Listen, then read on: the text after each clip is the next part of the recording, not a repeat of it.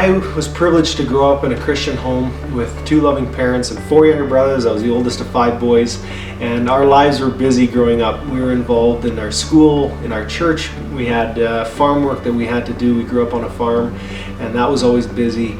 We had music that we were involved in, piano, guitar, and various things, and the favorite thing that we had to do in our lives was play hockey, and we just loved that. Dad was put a huge emphasis on time usage. He made us memorize a poem when we were kids called Life is Just a Minute. And when life is just a minute, only 60 seconds in it. Forced upon you, can't refuse it. Didn't seek it, didn't choose it. But it's up to you to use it. You must suffer if you lose it, give an account if you abuse it.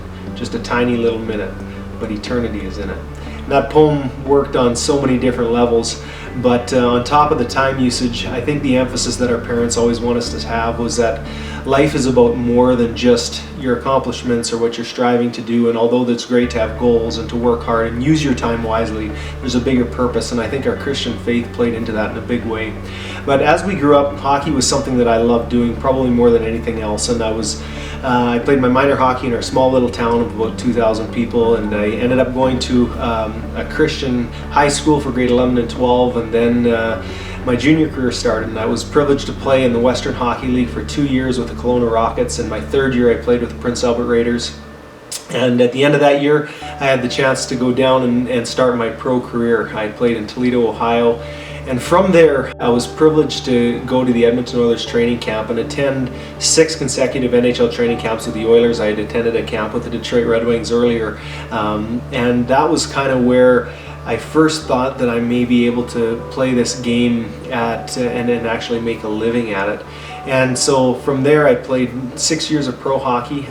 The 2 years down in Columbus were at the beginning of that stint, and then I played in the American Hockey League for the Edmonton Oilers farm clubs for a number of years, and eventually finished out my career in Winnipeg, Manitoba with the Vancouver Canucks team. And throughout the years there were so many great memories, so many things that I can look back on and with favorable mindsets and memories. And I remember victories that were won and team goals that were set and overcoming obstacles together as a group of guys. And that was one of the things that I loved more than anything about the game of hockey was a collective working towards a goal and fighting tooth and nail throughout the course of a season trying to accomplish a common goal, which I think is a really special thing. There are also a lot of downtimes. There were times where things weren't going very well, and there are so many stories that could be told about struggles and moments where things didn't go as you had envisioned them. But through it all, one of the things that I'm most privileged and thankful for is the fact that I had parents at home that constantly reminded me that, JJ, there's a bigger purpose to why you're playing hockey, not even just focused on me, but in the bigger scope, that hockey was more than just chasing a little rubber disc around the ice. God has a bigger picture in mind, and although He cares about the specifics, there's something much greater. And I think one thing as I look back on my hockey career that really stands out is the whole concept of leadership. And now my brothers and I are blessed to be able to do music, and we're farming full time, but we also have a chance to do music. And one thing that has come out as we've had chances to visit with kids and go into schools, we've talked to them about this concept of leadership and what is it. And looking back on my time in Columbus, I was privileged to watch probably the greatest leader that I ever played, and that was Jerome Bouchard. He definitely wasn't the smoothest hockey player, didn't have the quickest hands or the hardest shot, but the reality was that Jerome treated everybody equally in that dressing room. No matter who you were, no matter where you were coming from, no matter what kind of a contract you had signed, we were all on par, and we felt like we were cohesive as a team because our leader treated us as special individuals.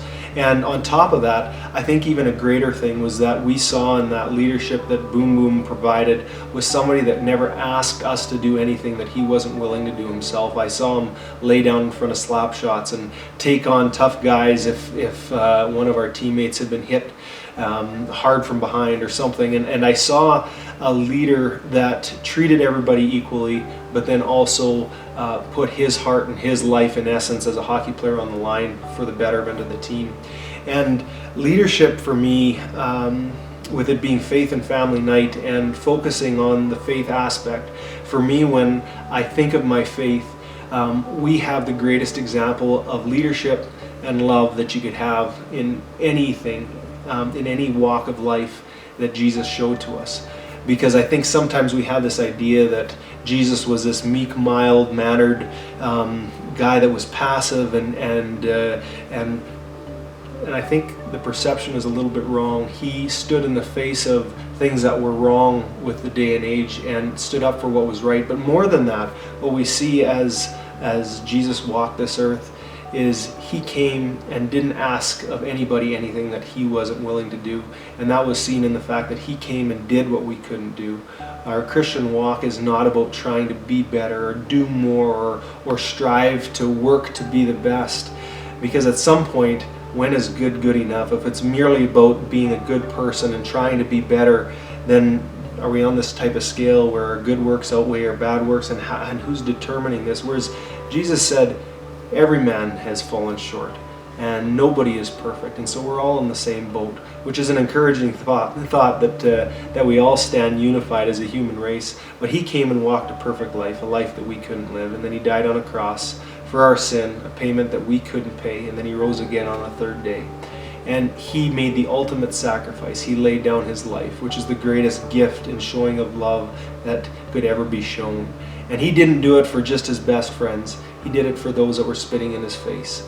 And when you think of the enormity of that sacrifice, that gift of love and that show of love has never been shown anywhere else in a greater capacity, not even close, in what Jesus did for us. And so I'm thankful that we can stand here today, not as somebody that has never made a mistake, but somebody that, though we have made mistakes, God the Father reached down and said, I'm going to walk with you through this. I'm going to be there with you in that. And that was the greatest display of leadership and the greatest display of love that we could ever have. And so that has been impressed on my heart. And now, having a family of my own with 2 children, 1 on the way, and a loving wife, there is so much greater things than just merely successes on the ice or at different venues of life. And although I think we are called to do whatever we do with our whole heart and work at it as best we can, there's a greater purpose. And my prayer is that the mistakes that I've made, my children will be able to learn from, and that they will be able to walk in even more fullness in this faith that is the greatest thing that anyone could ever walk in. And if that's something that somebody out there hasn't been able to experience, I would encourage you to see what this faith is about, because I truly believe that is the greatest thing, far greater than any championship, far greater than any love story between a relationship here on earth. It's a love story that God has shown to his children who walked on the earth. He truly loves, he truly cares about, and he showed that not just by saying it, but through what Jesus has done for us.